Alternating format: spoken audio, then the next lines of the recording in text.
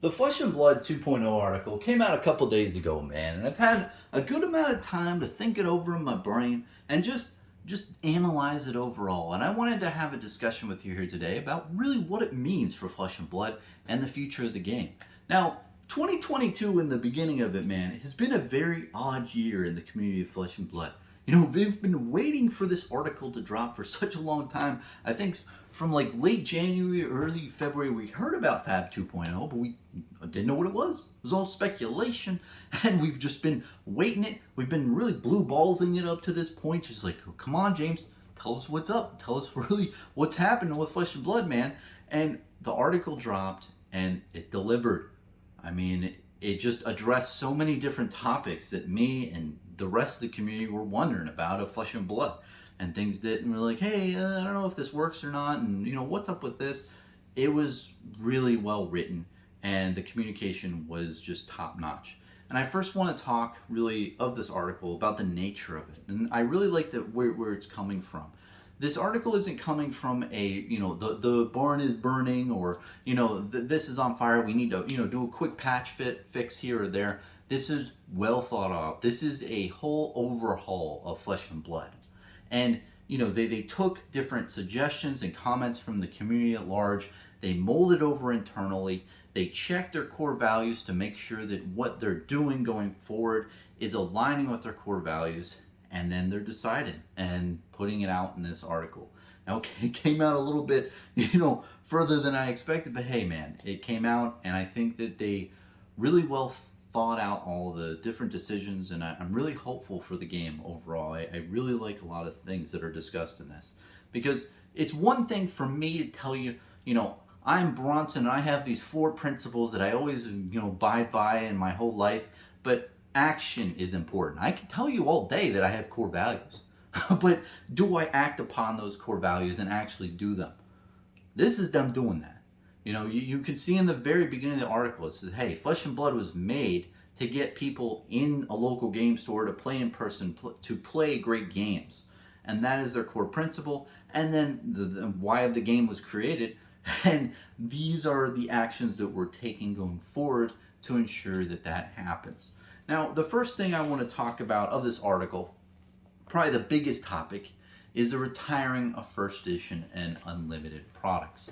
It's going to now just be one product. Now, first, I want to talk about the history. So, you know, back in the day, when I first got into Flesh and Blood, you know, we didn't have first edition unlimited. We just had first edition, you know, with the golden sticker on it. Everybody liked it. And then unlimited came out. So you had unlimited products for people who weren't early adopters of the original sets. And it made sense, because cold foil legendary cards were pretty, you know, hiked up in price, and there weren't too many out there for people to actually play the game. So more cards needed to be made to play Flesh and Blood. So they printed an unlimited version. Made sense. Now, this whole business model, I feel, works if you have a normal trajectory of growth for your game. Well, what happened to Flesh and Blood is in late 2020, the amount of player growth and demand for this game skyrocketed to a point that was never, you could never predict that shit ever. And if you think about the whole era that we've been in for the last year or two for trading card games, of new trading card games coming out on Kickstarter, Flesh and Blood started this. Flesh and Blood started this whole fucking era. So having an event that catastrophically went up, that increased their demand to an insane amount, you know, that they started, you know, that kind of threw the whole first edition unlimited kind of thing out of whack. You know, you had different distros that, you know, didn't want to give it out as well, which is also hard. You had game stores who just wanted to sell it on eBay and make 15 times the profit. Don't blame them, no judgment. You know, you had a lot of different factors with the Monarch product in particular that really just identify this issue with first edition unlimited. You know, everyone saw the first edition product as the oh, this is the box that has money, and then unlimited product was like, oh, this is shit and nobody wants it and nobody can sell it. And I think that it really divided the community in a way like that. You know, it was very divisory, you know. And I think it would have helped in the beginning where, you know, Welcome to Wrath came out and it was available for a full year at $100. Anyone could get it. for $100. Alpha, Welcome to Wrath. Arcane Rising came out. You had an opportunity to get that for 6 months or 8 months at MSRP. Crucible War came out. You had an opportunity to get that for, about 3 months at MSRP. You had a good amount of time to get first edition product in the beginning of Flesh and Blood because you didn't have that insane spike. And the only reason why Crucible War was 3 months was because you had that spike occur and then, crew went up. So overall, the initial plan was good. It's just with this insane amount of popularity and success of Flesh and Blood, the system needed to be changed. And I really like this change that they're going and the route that they're going with this new product. So what they're doing, retiring first edition unlimited, no more. It's just going to be one box. So their new set coming out for Flesh and Blood, their core set, is Uprising. And in Uprising, the cold foil cards are going to be much more rare than they were before. So a cold foil legendary in Monarch was 1 out of 96 packs. A cold foil legendary in Uprising is going to be 1 out of 220 packs. So it's going to be significantly harder to pull those really chase cards. And I think what this is doing is it's really making a lottery card type aspect, which I've talked about in previous videos in the past, that I wanted Flesh and Blood to implement. Cards that were really, really hard to pull. And if you think at 1 out of 220 for a legendary, if you think about a specific legendary, so let's say there's 6 legendaries, so you do 6 times 220, which is probably around like 1,300 or so, 1 out of 1,300 packs to get like the card you want is really good for collectors. And when you think about it, you can do a print run of like 300,000 or so and still be fine. And where you have the total amount of a single cold foil legendary maybe be 1 out of 10,000 or 1 out of 15,000, which is pretty rare when you're thinking about a set for a trading card game that's been like the 5th set or 6th set. I can't do math right now, but long story short, Flesh and Blood's been out for a while. I think that's pretty reasonable. Even if a cold foil legendary is like 1 out of 10,000, 1 out of 15,000, makes sense. But also you have the rainbow foil legendaries as well in there. So there's many more rainbow foil legendaries than there are of the cold foil variant. I think it's a really smart idea. And I really think that that's going to do great for them going forward, because, I think that the first edition and Unlimited was very divisive in the whole community. It divided people, if there's a word for that, divisory. But with this one product for everyone, I think it's just a really great way to bring everyone together. No matter who you are in the community, if you like Flesh and Blood and you want to buy the product, this is it. So, I think it's a really good play, man. Just combine it into one box and have lottery card type aspects for the chase cards to keep the game still collectible is really good. And I mean, if you want to be a collector still, look at first edition. Look at Alpha. You can buy that on the secondary market. There's something for everyone. I think that it's a really good way going forward, and I'm glad that they're addressing the first edition unlimited debacle type thing, because for the last couple sets, Everfest Everfest hasn't had unlimited yet, but you have the other one, Tales of Aria. No one really wants Tales of Aria unlimited. Monarch Unlimited is really hard to sell. It's there's just not as much value in it because there's not as many generic legendaries in my mind. I think that's what's really thrown it off. But, it's been tough with that situation, and I'm glad that they're addressing it. And I really think that this is a great way forward for printing cards in the future. Now, the next topic I want to talk about is really a slam dunk. We're going to be talking about the cold foils in the token slot. Now, this is perfect for draft, man. If you haven't drafted before, basically you have 3 packs and you pick one card out of each pack and you pass it to your right, and everyone passes the pack around. The problem in the past was if you got a cold foil card that really didn't align with the deck that you're building. Let's say you're building a warrior deck and you pull a cold foil brute card. The cold foil brute card was going to do nothing in your deck. Now putting in the token slot's perfect because tokens in the whole pack of Flesh and Blood that you get for draft is just put in the center, and whoever needs the tokens can get them. It's like first come first serve, or whoever needs the tokens can get them, like the hero or the weapon. So having the cold foil in the token slot is just brilliant, because then you can just put it to the side and keep it, and then also take one card from the pack and pass it to the right, and you're not really value drafting, which was the problem in the past. So it's a perfect fix for value drafting, and oh man, it's just a really great fix. The next is the History Pack 1. So what History Pack 1 is a baby child of two concepts. It's like a really like big fusion, right, from two Magic the Gathering type concepts in the past. So you have a revised type thing where you have white bordered cards that are coming out in this set, in the History Pack, right? And the white border cards are less desirable than the black border cards. Why? Because. But essentially that's the whole concept here, is white bordered cards that are less desirable for reasons. And then you have another concept of an anthology set, like Chronicles from Magic the Gathering. And when I say anthology, I mean you have a bunch of different sets that are just combined into one set in particular, and it's called an anthology set. These two core concepts are fused together, and that's what makes this History Pack 1. So the History Pack 1 is Welcome to Wrath, Arcane Rising, Crucible War, all in one box, 36 packs, 10 cards in each pack, white bordered cards. And it's supposed to be kind of like a less desirable version of Unlimited. It has no rainbow foils and no Fable, which is very interesting. Now, what is this product supposed to do out there in the market? Now, it's coming out in mid-2022-ish, and essentially what it's supposed to do is just get more cards into people's hands that are getting into the game in 2022 and beyond, and just to reduce the barrier of entry into the game. If you think about it from that aspect, I really like it.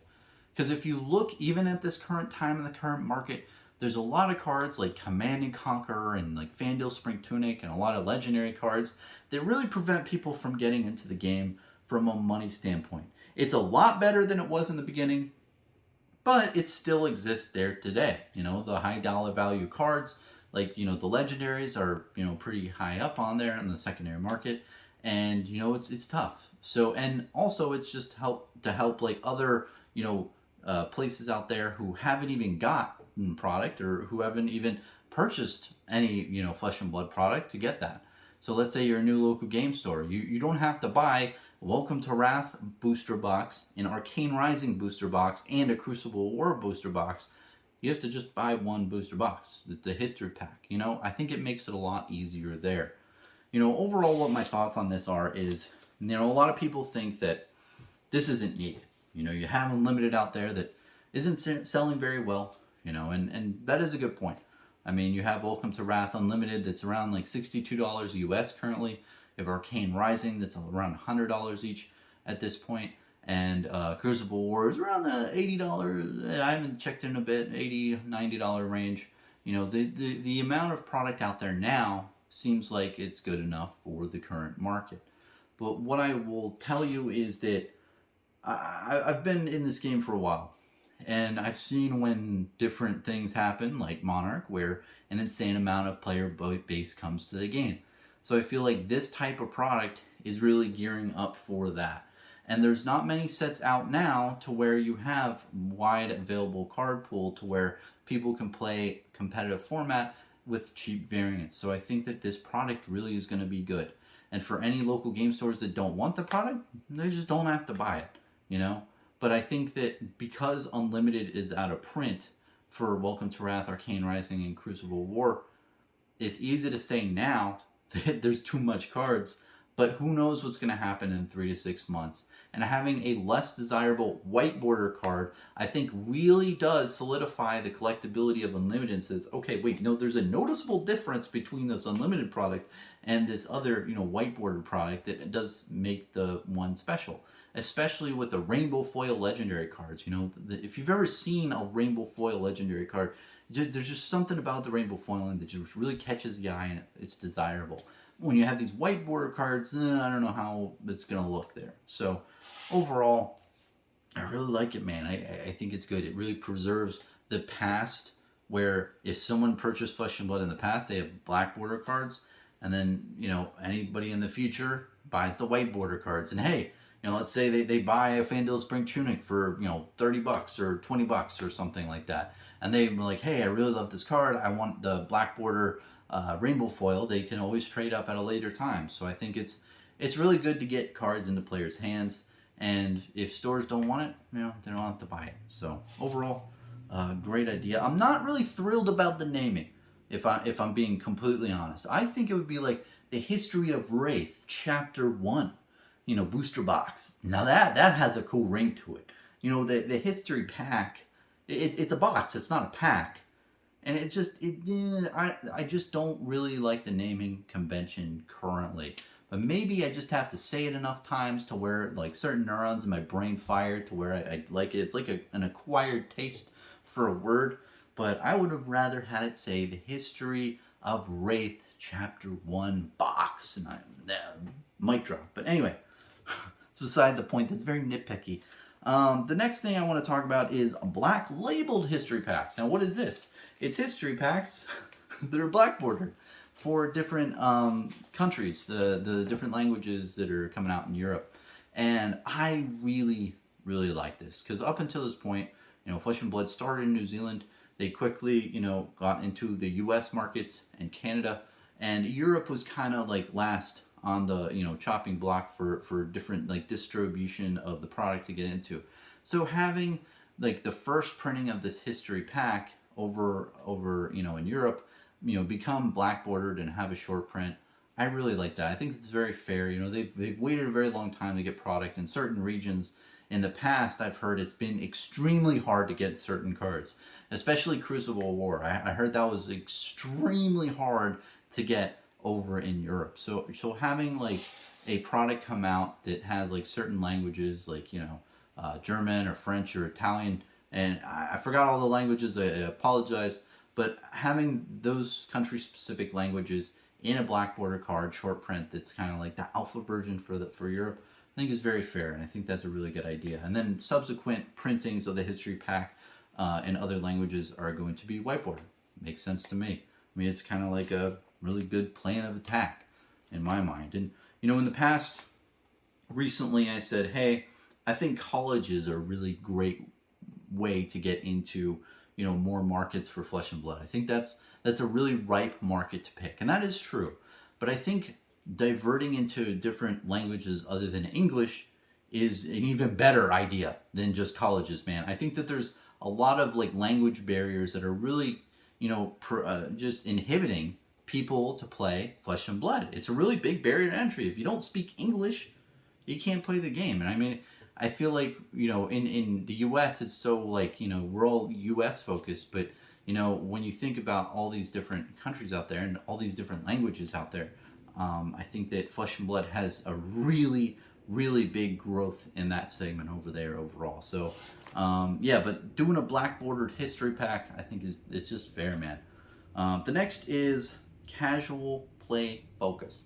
Now, up until this point, Flesh and Blood has been focused solely on just being a competitive level game, making it really fair, having a really good meta, and that's really what they focused on thus far from 2019 through 2022. If you think about that strategy, I think it's smart, because if you think of a competitive level game, and if something's a really good competitive game with a really good meta and it's a very balanced game, then it's a fun game. It doesn't have as much variance. There aren't overpowered heroes. There aren't overpowered things to where it's not fair, to where you're playing an opponent, you're like, oh, you just won because you have that overpowered deck that everybody knows about. And I think that doing that in the beginning is smart. Now, driving forward now into growth of their game, I think opening it up and saying, hey, we did focus on competitive play in the beginning, but Flesh and Blood is for everyone. You don't have to be just a competitive player to play this game. You can just play it to have fun. And I can resonate with that a lot, because I'm mainly a collector, man. But, I got into playing Flesh and Blood because the game is really damn good. It's a lot of fun to play. Even when I'm playing competitive, it's fun. It's a little nerve-wracking because I'm not really a competitive type person. But just playing the fucking game is a really great experience. So just emphasizing that more and just going into different markets like that, I think is really important. And the first thing I'll say, man, having the whole commoner format that they developed be like an official format of Flesh and Blood, thank you. I've been asking that for like the last year and a half. I even, way back in the day on the Reddit, I created this little format called Deprived, and it was basically the same thing. I said, hey, you don't get any equipment, and it's only common rare cards, and that's it. But having, and they did something different from that format, obviously, but it's very similar in a way. Like, hey, 40 cards, 2 of each card, commons only, and then your equipment, I think you get at least 2 rares or something. Brilliant. Like, that's all you had to do to make a pauper type format for Flesh and Blood. And I mean, people and the community can take it from there. I just think as long as it's just ink to paper on the website where it's an official format, is just really important for the casual play scene and people to say, hey, it's on the website, this is a format. And when you have different, I think the really big thing about this is when you have, just nice tournaments, right? Like low ball tournaments for this whole thing where you have like this pauper format, right, of commoner. It's really going to be interesting with the perceptions of people, in my mind, because you're going to have people who are like, yeah, I won with a warrior deck, and it was like $15 to make on TCG Player. And then how many people is that going to incentivize to create that deck? Like, oh, this guy won this tournament, this commoner format, and I could just buy the same deck he made for $15. Like, for the price of a meal at a restaurant, I can buy this deck. And no decks in the commoner format are ever going to be like over $20. It's all going to be super cheap. I'm really interested to see, and I know that kind of it derails from the main point of having a casual format of Flesh and Blood that's casual. I mean, if you compete, you're not really, I don't know if you casually compete, but I'm really wondering if that happens, like what that would really do for the game. But overall, I just really like it, even for kitchen table. You could buy a box of bulk, and you can make commoner decks and have a great time drinking beers and such. It's really smart that they finally made that an official format. And one thing they also talked about is PvE. PvE. Yeah, we're gonna have that talk here today. A lot of content creators, a lot of people in the community talking about PvE last year. When's it gonna happen? When's it gonna happen? Is it here? Is this a sign it's gonna happen? it's really funny to watch. And I talked about PvE a while ago, man. And when I was first analyzing Flesh and Blood, when I was first getting into this game, I noticed it and I made a video about it. And I really think that it's something that's very highly overlooked in this game. Because when you think about Magic the Gathering or any other TCG, that you're summoning stuff, you're like summoner number 34791. You're just a random dude in a cape that's like summoning things onto the field, right? But in Flesh and Blood, you know who you are. You are Dorinthia, a warrior, bound to Solana, the City of Light. Or you're Reinar, a brute who's just a badass motherfucker who just, kills everything that he sees. You are different characters in this fantasy realm, There's a lot of, feeling that you are these people. And when I thought about that, it's a lot of like an RPG, Dungeons and Dragons or any of those other types of games like Pathfinder or what have you, where you are a character fighting in the world. And in the world of, of Wraith, you have a bunch of different monsters and beings. You have the dregs and all these baddies. So you'd think that there'd be a format for Flesh and Blood where you're not fighting the, other heroes, you're fighting the baddies. So it's been definitely like on my mind and on a lot of people's minds for a very long time. And I said a while ago, I think that Flesh and Blood is solely focused on their competitive level play now, but we'll get into PvE in the future, and other people have, had the same sentiment. And it's great to see that they're really saying it officially, hey, we are developing PvE, it is coming, but we're trying to make it the best damn experience that you can. And I've noticed in a lot of different RPG games out there, there's a lot of different mechanics, there's a lot of different elements that you have to balance to make it a really fun type of game. There's a lot of RPGs out there that are just super complex, or they have this like weird system behind them. So I'm really glad to see that they're developing it and they're trying to make it the best experience that they can, because that's really going to get a huge market out there. I mean, D&D and all those RPG games are huge. I used to play them back in the day, and honestly, one of my best experiences is when there's this one time I got this sword, right? and it had all these different stats on it. But for some reason, the box that my buddy like bought had like a playing card, and it said, "Hey, the sword of celestial sword or something," right? And when I got it, he's like, "Here's the celestial sword," and it just made it feel so real for some reason versus all the other items that I had. I was like, "Whoa, this is what it looks like, and this is the celestial sword." And I think that when Flesh and Blood does this with all the different cards that they have, it's really going to paint together a huge story and huge thing. And I really think that it's going to be huge for the game, and I can't wait for it to come out. But I am glad that they announced that finally, like, hey, it's coming. We're making it really damn good. The last thing I want to talk about is Living Legend Weapon. What is this? Basically, Living Legend status is when a hero wins enough times in a bunch of different tournaments out there. There's a point system, and once it's all added up, if it gets beyond a certain threshold, that hero has Living Legend status, which means they are banned from being played at a competitive level, meaning enough people have won with them, they're cycling out that hero. Now, this whole update where the weapons, so let's say Bravos, right? His key weapon is Anathos, the hammer. Anathos would then be, Living Legend status once Bravo is Living Legend status as well. My thoughts on this, I don't really like it, to be quite honest. I mean, I really like everything else written in this article. This I just didn't really like, and I understand flavor-wise. The flavor and the context, it makes sense, Bravo has, the Anathos, and he gets Living Legend, so why not the weapon that he's also using?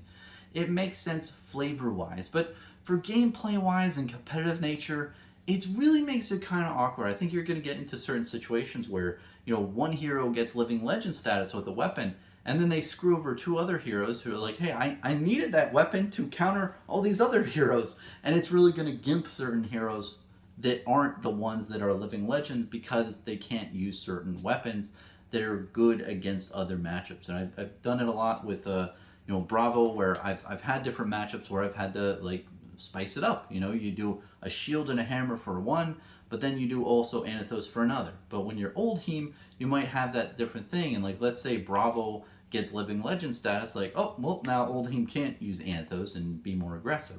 So I think you're going to get those type of scenarios. So I think overall, is it the biggest deal? Nah. But what I hope is if they're going to do that, they need to release a bunch of more weapon ideas or a bunch of different weapon cards for different heroes so that you have a really diverse set of, things to choose from. I would hate in the future if weapons got banned with the Living Legend status and you didn't have as many deck building options. So just a minor concern, and who knows, that might change in the future. But it's what we're given, and I guess, other than that, I mean, it's not like the biggest deal. Final thoughts on that. It's not the biggest deal, but we'll see what happens in the future with it.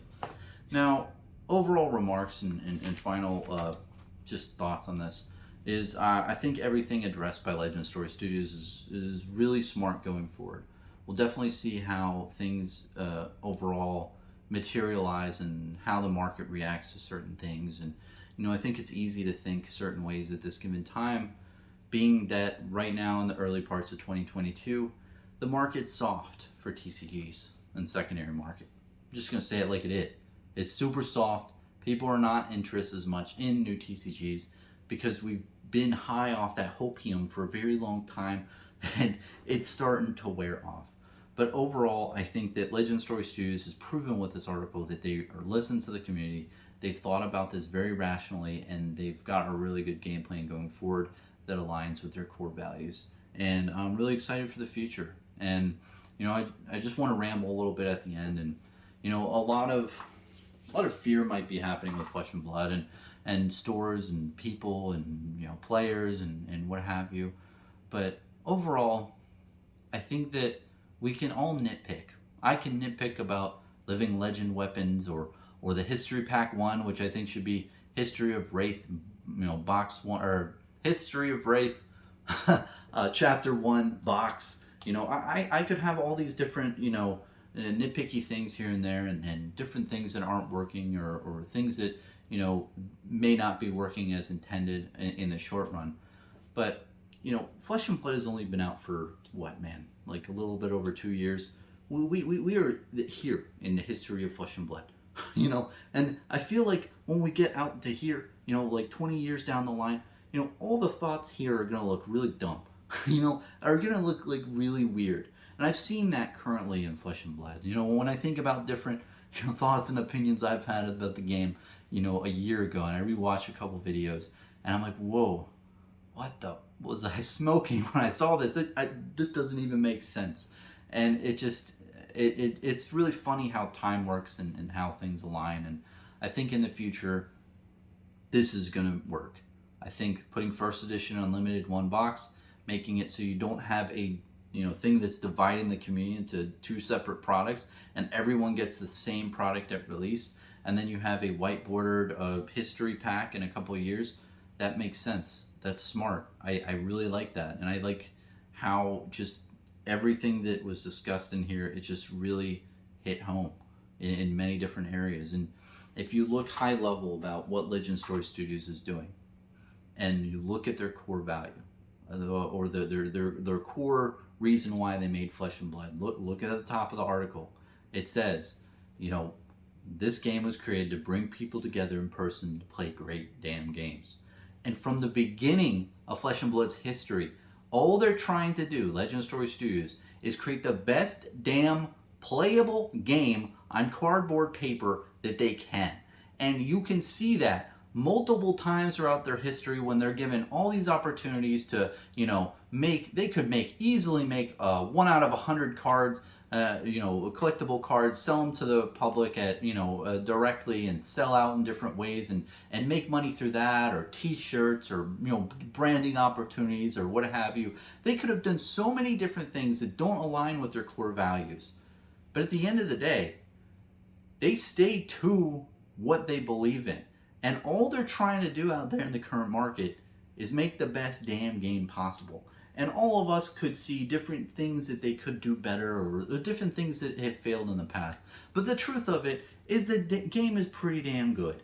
And the reason why it has jumped in popularity so much to where it's had so many issues is because it's a really damn good game. And not only has it been a really great game in the past, but they're focused on that going forward. And that's their sole entire focus, is making really great gameplay. And I'm really happy to be just making content about the game that I love, but I'm also happy to see that that is where they're currently aligned with. Because if you look at other games out there, can you really say the same thing? When you really look at it, when you look at the actions, when you look at everything that they're doing, can you really say the same thing? When you look at percentages, when you look at a pie chart, how much percentage is making a really great game for people to come together with? And I think that's time for another video, but it just makes me think at the end of the day. And when you think about all these different, topics for this article that came out, all these things are different ways they can improve overall, which they're doing, and they're addressing appropriately in, a fashion that aligns with what they're meant to, with their core principles. But it's just something that I kind of take away at the end of the day. No matter how I feel in the short run, I really do believe in the success of the Legend Story Studios in this game, and I really am looking forward to the future, man. Thanks for watching. Let me know if you have any thoughts, opinions, what you think, man.